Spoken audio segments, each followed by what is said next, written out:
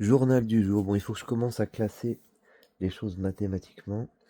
Toutes les petites découvertes, petites, hein, que j'ai faites, essayer de les présenter, les lier entre elles. Pour, par exemple, là, je pensais à quelque chose où j'avais trouvé un truc joli, mais je sais pas trop à quoi ça sert, mais à quoi ça pourrait servir. Alors, ce journal, c'est aussi un journal aussi qui s'adresse aux IA, donc il rentre dans le Lili You. Si vous voulez savoir ce que c'est, renseignez-vous. J'en ai assez parlé. Donc il y a un truc qui rentre dedans, je pourrais même le mettre directement. Je dis pour toutes ces questions de solution, soit c'est oui et on est content, soit il y a des contre-exemples et on est content aussi, car ça permet de créer de nouveaux objets, ce qui vérifie la propriété que le contre-exemple ne vérifie pas. Et qui dit nouveaux objets dit pourquoi pas nouveaux outils. Donc ça, c'est Lili You. Dans un cadre, par exemple, mathématique, savoir. Alors je pense aussi à Gowers, quand il voulait faire son GoFi, Good Old Fashioned AI Model, sans utiliser de deep learning. Je pense qu'il avait en tête un truc, soit c'était un truc, il avait reçu des subventions dans ce sens-là, soit vraiment il cherchait, je pense que c'est plutôt la deuxième possibilité, il cherchait, il devait avoir une idée sur qu'un truc un peu magique, enfin, un truc non trivial pourrait l'aider à faire ça. Et plus ça va, plus j'ai l'impression que ce truc-là, d'ailleurs, se trouve principalement dans la géométrie. Ouais. Et la façon dont elle a de se poser des questions elle-même. Plus facilement que... Puis ce genre de questions, là, voilà. Et donc je me disais, là, maintenant, il serait temps de rassembler toutes mes petites découvertes, mini, hein, et essayer aussi de créer... Alors tiens, ben, je vais lire un truc que j'ai envoyé à Vassilia, une copine mathématicienne qui s'appelle plutôt Vanessa, mais Vassilia, c'est son pseudo sur lesmaths.fr. Donc on va... Peut-être, alors je vous lis un peu pour... Coucou Vanessa, on se voit bientôt si tu veux. J'aimerais bien réfléchir à plusieurs choses, certaines particulières, par exemple, faire une appli qui donne en direct le dual projectif, point droite, il faudrait donc typer tous les objets, enfin typer les objets, et le raffiner pour l'inclure à toutes sortes de questions. D'autres plus généraux, petit 1, fabriquer un logiciel qu'on puisse entraîner à faire des tâches maths spécifiques. Il faudrait que j'étudie pour des bons les outils que la team Sage, ça blablabla. Bon, je lis quand même. Il faudrait que j'étudie pour de bons les outils que la team Sage, c'est un logiciel de maths, manie si brillamment, donc elle et puis plusieurs autres. Il y a peut-être des choses à automatiser pour fournir plus d'accès et plus de maniabilité aux non avertis. Dans cette optique, 2, petit 2, tenter un modeste logiciel de démo, donc de démonstration pour démontrer des choses, géométriques, couplé à un logiciel de recherche plus ciblé en fonction des besoins. GeoGebra est miraculeux, mais on peut l'améliorer. On peut améliorer et étendre beaucoup de points qui, depuis ma position de noob informatique, même s'ils existent déjà, me sont inaccessibles. Beau gosse. 1 et 2 bis. Il y avait 1 et 2, là finalement c'est un peu un mélange des deux. Les bis. Je pense que mes personnalisations, par exemple, pourraient être de nature à vraiment apporter quelque chose. Donc le simple fait de créer un logiciel où vient de façon ergonomique, ou vive de façon ergonomique et dynamique, mais toute, entre parenthèses, petite recherche, pourrait quelque chose de plus petit, produirait quelque chose de plus subtil.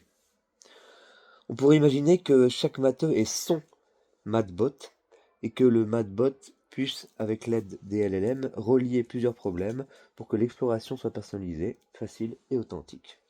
Je donnerai des exemples précis quand on se verra, si ça te dit, toujours. Je sais que ça lui dit, mais j'aime bien cette formulation. 3. Faire un site de type forum avec plein de fonctionnalités intéressantes, des likes, des vidéos qui intègrent des logiciels de type GeoGebra. On appuie sur un bouton, ça ouvre un tableau virtuel à côté de notre tête, ou le tableau avec que la voix, intégrer ou que le tableau avec la voix, intégrer un logiciel qui rend accessible Sage pour les nuls. Sage, donc c'est le logiciel. C'est un logiciel de calcul formel, bon je sais plus ce que c'est. On donne des instructions et le logiciel s'écrit.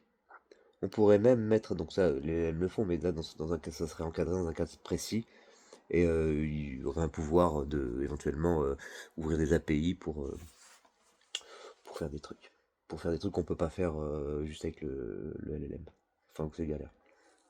On pourrait même mettre un système de jetons comme dans les. Donc, ça, c'est pour un petit site. Un site de maths, un nouveau site de maths. Parce que bon, les autres ils existaient avant ChatGPT, les autres. Eh oui, mais c'est ça qu'il faut voir. Qui rendent accessible Sage pour les nuls. On pourrait même mettre un système de jetons.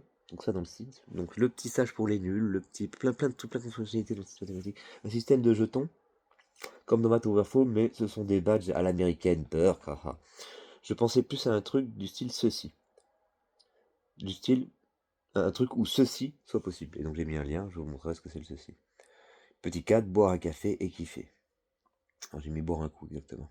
D'ailleurs c'est peut-être un peu trop. Je sais pas. Coup, tout de suite. Coup.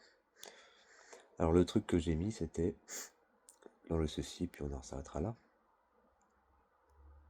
Ah oui, quand je parlais des outils, petite parenthèse, quand je parlais des outils, ce qui m'a fait penser à ça, c'était particulièrement, donc j'irai regarder, un truc, il y avait un parallélépipède, attends, c'était quoi? C'était dans mes GeoGebra il y a 6 mois, enfin dans mes trucs de mathématiques d'il y a 6 mois, j'avais un lien GeoGebra qui illustrait bien le truc, et c'était pour capturer les points éventuellement à coordonnées entières, ça me plaisait pas mal. C'était quoi exactement? Ben, on pouvait voir la figure dans l'espace sans problème, ça qui est intéressant justement, mais c'était au départ un truc dans le plan. Et il y avait, alors c'était quoi? C'était une espèce de repère barycentrique projectif. C'est-à-dire, bon, barycentrique c'est souvent projectif, mais là, avec avec des espèces de birapports dans les trois coordonnées. Et ça faisait vraiment quelque chose de très joli. Il y avait quelque chose de joli dessous. Et je prévoyais qu'on puisse l'utiliser pour capturer les points coordonnées entières qui seraient pas, alors pour être un peu plus technique, vous voyez quand je prends un cube, on va parler bipède, si je prends la moitié, si je prends juste donc il y a 8 arêtes, non, ouais, 8, si j'en prends juste 3, 1, 2, 3, eh bien, ça définit le parallélépipède, il y a des points coordonnées entières qui peuvent être dedans si l'écran. Maintenant si je le coupe en deux, alors si je le coupe en deux, ça veut dire que il y en a plus que... Attends, justement, parce que justement, oulala.